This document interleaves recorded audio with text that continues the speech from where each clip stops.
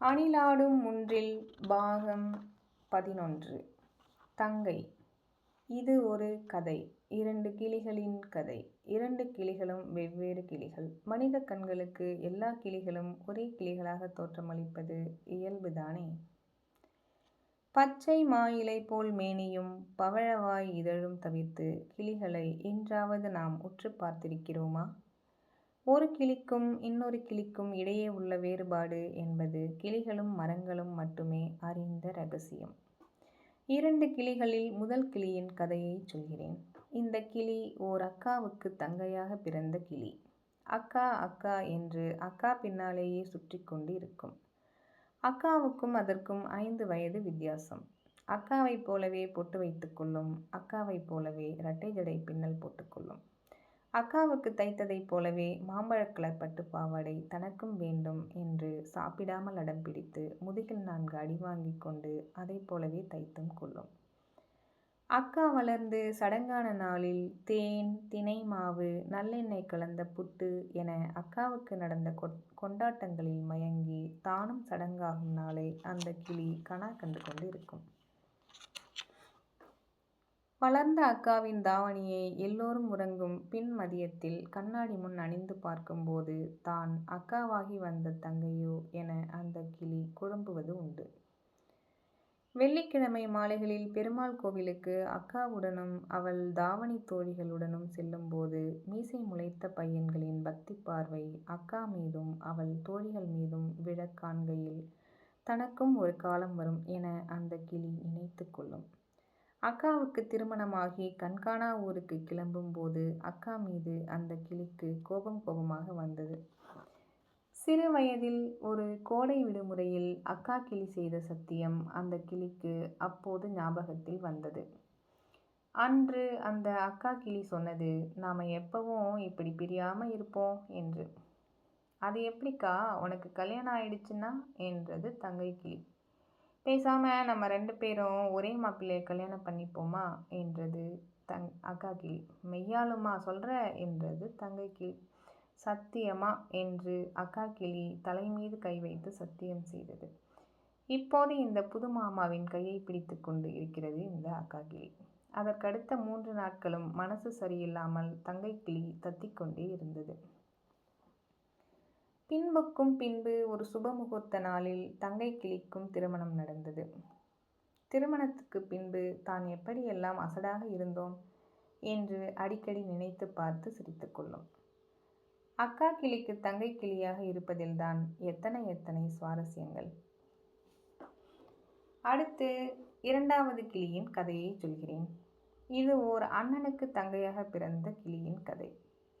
அண்ணனுக்கு தங்கையாக பிறக்கும் கிளிகள் எப்போதும் செல்லமாக வளரும் கிளிகள் ஆயினும் அந்த செல்லம் எல்லாம் தோட்டத்துக்குள் சுற்றி வரும் வரைதான் என்பதை அந்த கிளிகளின் ஆழ்மனது அறிந்தே வைத்திருக்கிறது.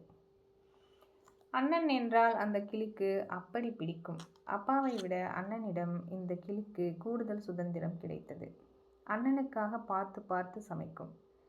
வீடு திரும்பும் அண்ணன் அள்ளி அள்ளி சாப்பிடுவதை பார்க்க சமைத்த களைப்பு எல்லாம் நீங்கி அடுத்த வேளை உணவுக்கு என்ன சமைக்கலாம் என யோசிக்கும்.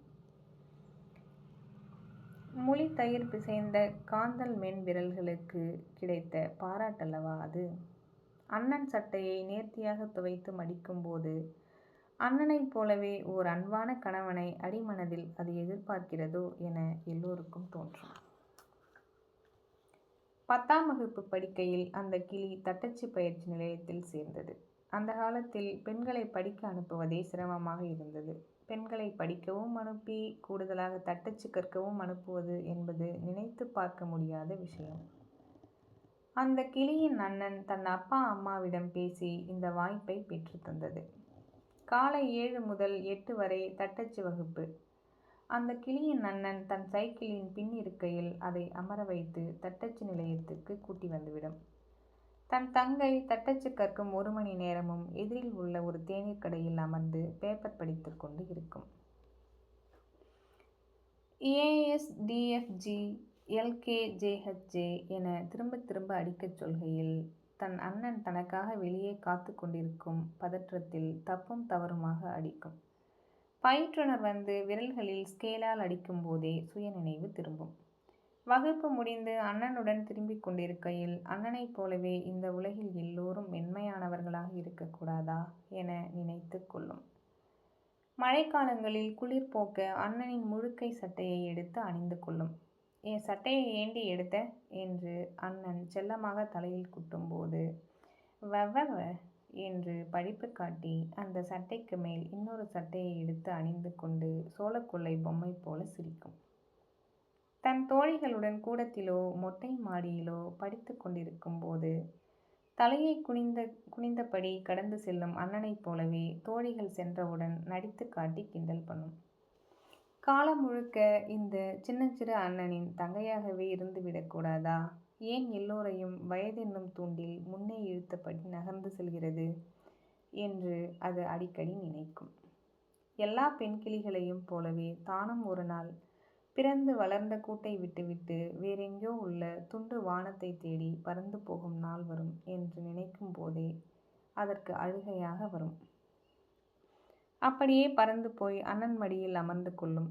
அண்ணன் கிளிக்கு தங்கை கிளியாக இருப்பதில்தான் இன்னும் எத்தனை எத்தனை சுவாரஸ்யங்கள்! வருடங்களுக்கும் பிறகு நான் என் அறையில் அமர்ந்து எழுதி கொண்டிருந்தேன். ஜன்னல் ஓரமாக 2 தங்கை கிளிகளும் வந்து அமர்ந்து என்னை பார்த்து கேட்டன.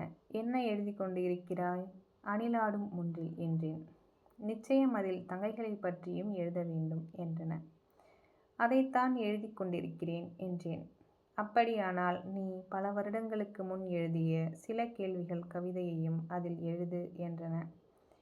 வேண்டாம், எழுதியதையே எழுதுகிறேன் என்பார்கள் என்றேன். எத்தனை முறை நனைந்தாலும் மழையில் நனைவது சுகம், அந்த கவிதையை எழுதித்தான் ஆக வேண்டும் என்றன. 2 தங்கை கிளிகளுக்காகவும் விகடன் வாசகர்களுக்காகவும் அந்த கவிதை. சில கேள்விகள். முதிர்ந்த மழை நாளில் தொலைக்காட்சி பார்ப்பவளை தேநீர் கேட்டதற்காய் செல்லமாய் கோபிக்கும் சினுங்களை ரசித்ததுண்டா நீ? கூட படிக்கும் கிராமத்து தோழியிடம் என் அண்ணனுக்கு ரொம்ப பிடிக்கும் என்று ஜாமெண்ட்ரி பாக்ஸ் நிறைய நாவல் பழம் வாங்கி வந்து மண்ணுதிரா பழத்தை ஊதித்தரும் அன்பில் உணர்ச்சி வசப்பட்டதுண்டா நீ? என் அண்ணன் என்றவள் சக தோழிகளிடம் அறிமுகப்படுத்துகையில் வெட்கத்தால் மௌனித்து தலை குனிந்திருக்கிறாயா? தென்னங்கீற்றுக்குள் சடங்கான வெட்கத்தில் அவள் கன்னம் சிவக்கையிலே உனக்கும் அவளுக்கும் இடையில் தோன்றிய நுண்ணிய இழைகளை அறிந்ததுண்டா நீ? கிளிப்பச்சை என்றவள் 1000 முறை கூறியும் பாசிக் கலரில் வளையல் வாங்கி வந்து வசைப்பட்டிருக்கிறாயா? மிகச் சாதாரணமாய் கேட்டுவிட்டாய் நண்பா. உனக்கென்ன, அக்காவா தங்கையா? கஷ்டப்பட்டு சம்பாதித்து கல்யாணம் பண்ணித்தர ஒரே பையன் என்று. எனில் கஷ்டப்பட்டு சம்பாதித்து கல்யாணம் பண்ணித்தர மட்டுமா அக்காவும் தங்கையும்?